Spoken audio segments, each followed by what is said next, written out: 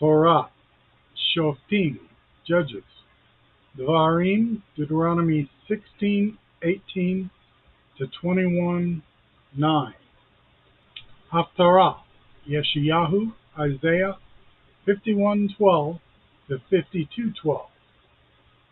Read Hadashah suggested, Mattityahu, Matthew 5:38 to 42, 18:15 to 20, and Acts 3:13 to 26, as well as Messianic Jews, Hebrews 10:28 to 31. Shof'tim v'shetarim titen lecha v'chol sha'arecha asher ADONAI Elohecha noten lecha lishpatecha v'shafetu et ha'am mishpat tzedek. You are to appoint judges and officers for all your gates in the cities ADONAI your God is giving you, tribe by tribe, and they are to judge the people with righteous judgment.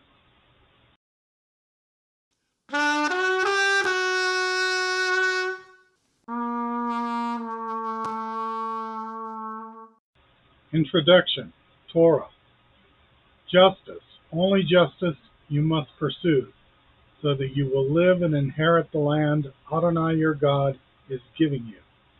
You are not to plant any sort of tree as a sacred pole beside the altar of ADONAI your God that you will make for yourselves.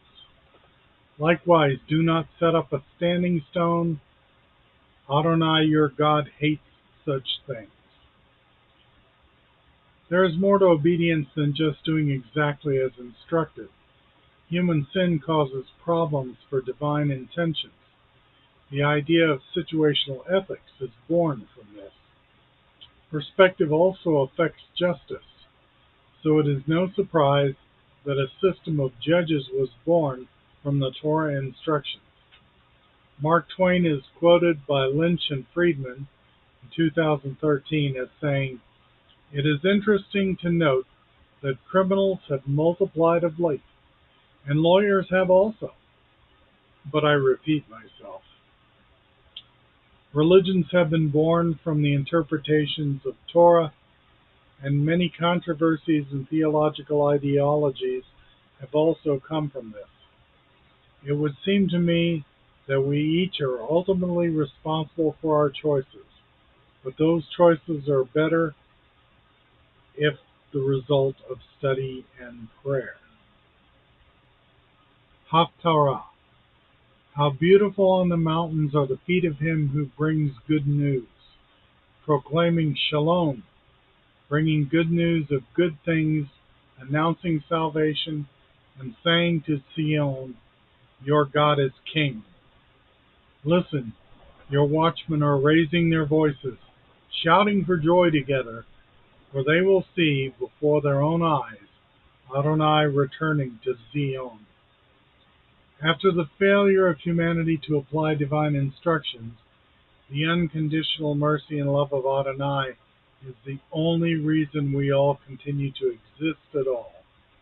There is evidence on this planet that extinction events have occurred, and even the chosen people have suffered near extinction due to inability to follow instruction. But the good news is there is a divine plan in place, and we can expect divine purpose to result in good things to those who are faithful and accept the mercy of divine purpose. I believe that as time passes, while many evolve away from divine purpose, many others become closer to ADONAI. We must continue to connect with him and appreciate this mercy. If we do this, we can be blessed because of his forgiveness and through being a part of that purpose. We are left with the promise from Yesha, Isaiah, "Listen, your watchmen are raising their voices, shouting for joy together, for they will see before their own eyes ADONAI, returning to Zion. Brief Hadashah. You have heard that our fathers were told, eye for eye and tooth for tooth. But I tell you not to stand up against someone who does you wrong. On the contrary, if someone hits you on the right cheek, let him hit you on the left cheek too.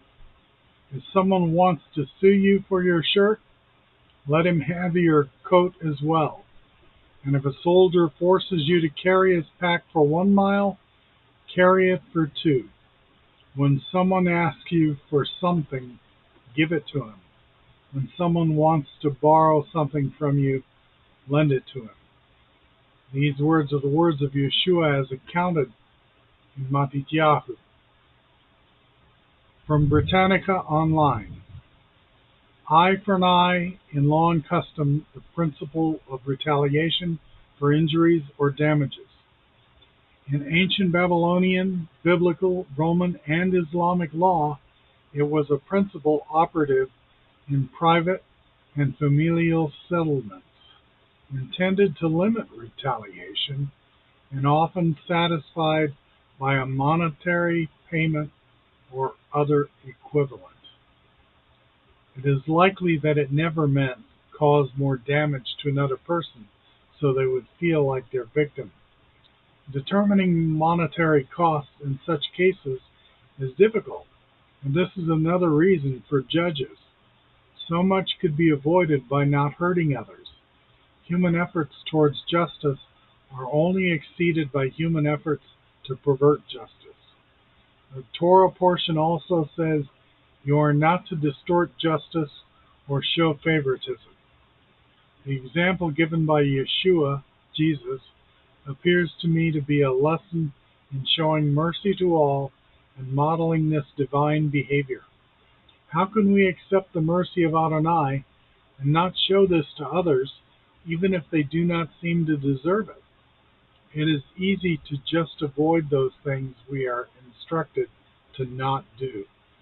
But what we do right is more important, and if we spend more time doing righteous actions, there will be less time or inclination to do what we are told not to do. This is easier said than done, and I am no perfect example of this. I was once told by an attorney that a bad review on their website was not their fault, because they did not instruct a client not to cheat on his wife during divorce proceedings. What we do right is more important than what we do wrong, but what we do wrong can also have significant consequences.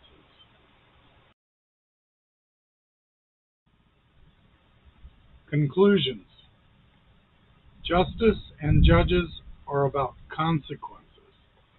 There was a time when consequences were attributed to punishment by ADONAI. But I also think many consequences were the result of punishing ourselves for not listening and obeying ADONAI. The consequence of our disobedience was yet more mercy from ADONAI. We only seem to learn from the rewards we experience when we do what we should. Unfortunately, we also tend to forget. And there is also a consequence for forgetting to do what ADONAI instructs. If we are not doing what he wants, we are not supporting divine purpose. No offense to judges, which we still need. I look forward to a time when we are able to live according to divine purpose and no longer need others to mediate. Have a peaceful week and Shabbat.